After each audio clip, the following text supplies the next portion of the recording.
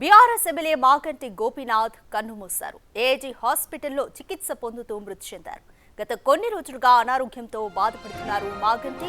3 రోజుల క్రితం సీరియస్ గా ఉండడంతో ఏఐజీ హాస్పిటల్ కు తరలించారు. ఇక అప్పటి నుంచి హాస్పిటల్లో చికిత్స పొందుతున్నారు. ఈ రోజు ఉదయం 5:45 మాగంటి చనిపోయినట్లుగా డాక్టర్లు ప్రకటించారు.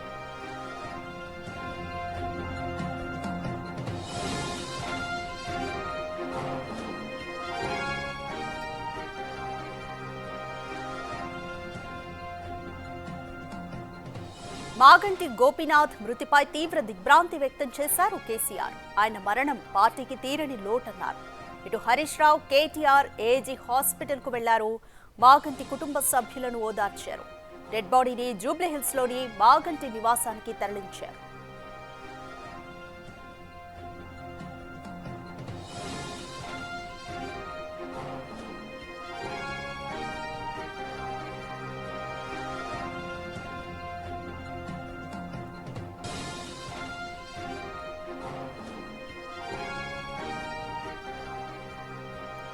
హైదర్గూడలో 1963 జూన్ 2న జన్మించారు మాగంటి. తల్లిదండ్రులు కృష్ణమూర్తి, మహానంద కుమారి. చదువంతా హైదరాబాద్లోనే కొనసాగింది. వెంకటేశ్వర ట్యుటోరియల్స్ లో ఇంటర్మీడియట్ పూర్తి చేసిన ఆయన 1983లో ఉస్మానియా యూనివర్సిటీ నుంచి BA పట్టా పొందారు. మాగంటికి 3 పిల్లలు. కుమారుడు వత్సల్యనాథ్ కాగా 2 కూతుళ్లు అక్షరనాథ్, దిశరా. 1983లో టీడీపీ ద్వారా పొలిటికల్ ఎంట్రీ ఇచ్చిన మాగంటి 1985 నుంచి 1992 మధ్య తెలుగు యువత రాష్ట్ర అధ్యక్షుడిగా పనిచేశారు. ఇక 1987, 1988 మధ్య హైదరాబాద్ అర్బన్ డెవలప్మెంట్ అథారిటీ డైరెక్టర్గా, 1988 నుంచి 1993 మధ్య వినియోగదారుల ఫోరం అధ్యక్షుడిగా పనిచేశారు. హైదరాబాద్ జిల్లా టీడీపీ అధ్యక్షుడిగా సైతం మాగంటి పనిచేశారు.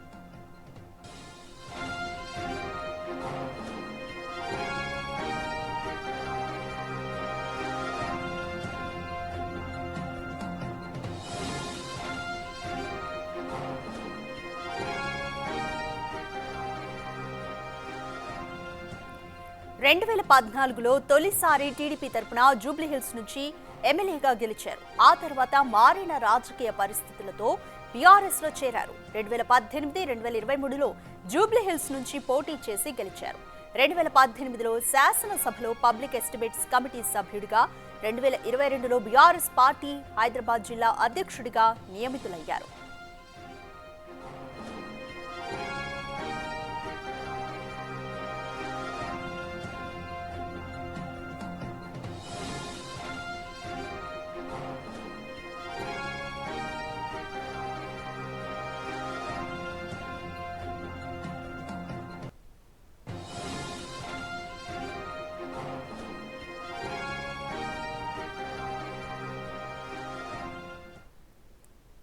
మోర్ డీటెయిల్స్ మా ప్రతినిధి విజయ్ అందిస్తారు. విజయ్, మాగంటి గోపీనాథ్ పార్థివ దేహాన్ని ఆయన నివాసానికి తరలించారా? మీరు ఎక్కడున్నారు? ప్రస్తుతం నివాసం దగ్గర ఉంటే అక్కడ పరిస్థితి ఏ విధంగా ఉంది?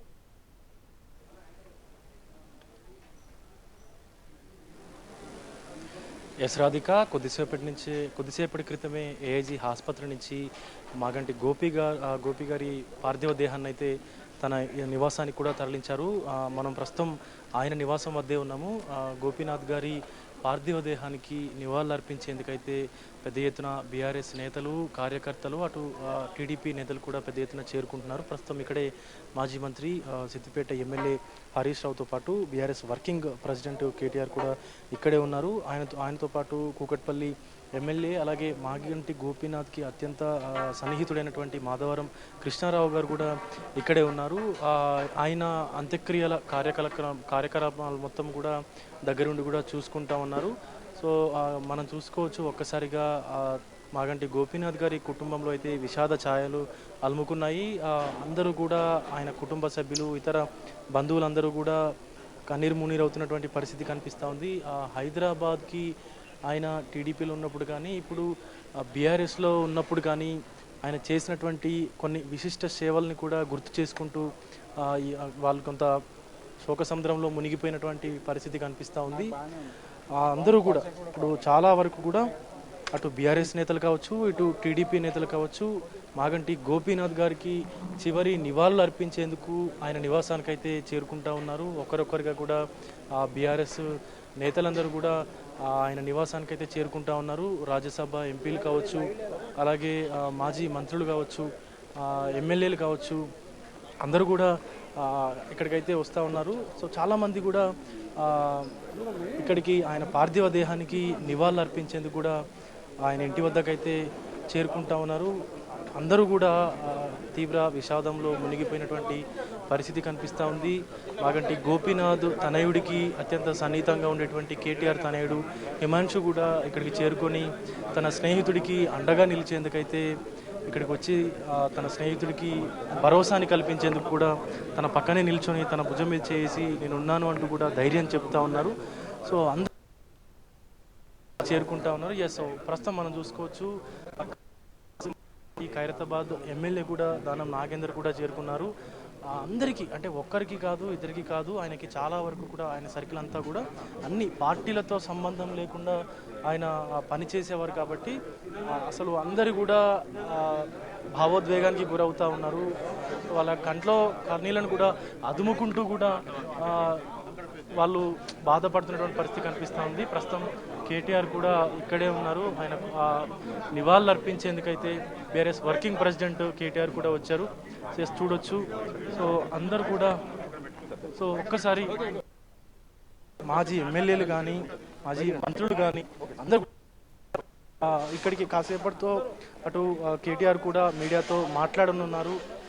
మొన్న 5వ తారీఖు అయితే మాగంటి గోపీనాథ్ గారు ఆసుపత్రిలో ఏఐజీ ఆసుపత్రిలో చికిత్స నిమిత్తం అయితే చేరారు. ఈరోజు ఉదయం 5:45 ఆయన తుది శ్వాస విడిచారు. సో మొత్తం అటు బీఆర్ఎస్ క్యాడర్ కావచ్చు, ఇదివరకు ఆయన టీడీపీలో పనిచేశారు కాబట్టి కొంత టీడీపీ క్యాడర్ కావచ్చు, ప్రస్తుతం ఆయన హైదరాబాద్కు బీఆర్ఎస్ అధ్యక్షుడిగా కూడా కొనసాగుతూ ఉన్నారు. సో అందరూ కూడా బీఆర్ఎస్ నేతలందరూ కూడా కొంత శోక సముద్రంలో అయితే మునిగిపోయారు. ఒక్కొక్కరిగా ఆయన పార్థివ దేహానికి నివాళులు అర్పించేందుకైతే మొత్తం ఆయన నివాసానికి అయితే చేరుకుంటా ఉన్నారు. ఎస్ మనం విజువల్స్లో చూడొచ్చు. కేటీఆర్ కూడా కొద్దిసేపట్లో మీడియాతో మాట్లాడనున్నారు. సో ఒక్కసారి మనం మాట్లాడించేటువంటి ప్రయత్నం అయితే చేద్దాం. కాసేపటి క్రితం ఇక్కడికైతే చేరుకున్నారు కేటీఆర్తో పాటు హరీష్ రావు కూడా. సో కొద్దిసేపటి తర్వాత ఆయన మీడియాతో మాట్లాడేటువంటి అవకాశం అయితే కనిపిస్తూ ఉంది. రాధిక,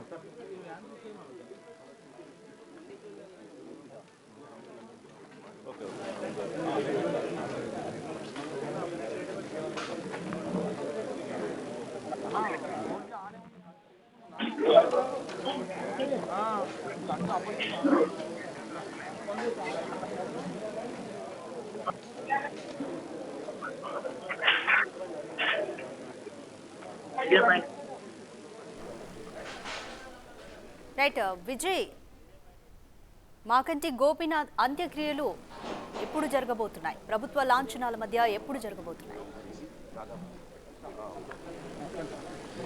ఎస్, ప్రభుత్వ లాంఛనాలతో పాటు ఈరోజు జూబ్లీహిల్స్ ఎమ్మెల్యే మాగంటి గోపీనాథ్ గారి అంత్యక్రియలు అయితే నిర్వహించనున్నారు. ఆయన ప్రస్తుతం సందర్శనార్థం బంధువులకు అలాగే అభిమానులు కూడా ఆయన్ని చివరి నివాళులు కూడా అర్పించేందుకు ఇక్కడికైతే తీసుకొచ్చారు. ఆయన నివాసానికైతే అందరూ కూడా చాలా మనం హరీష్ రావును చూస్తూ ఉన్నాము. ఆయన తీవ్ర బాధలో కూడా కనిపిస్తూ ఉన్నారు.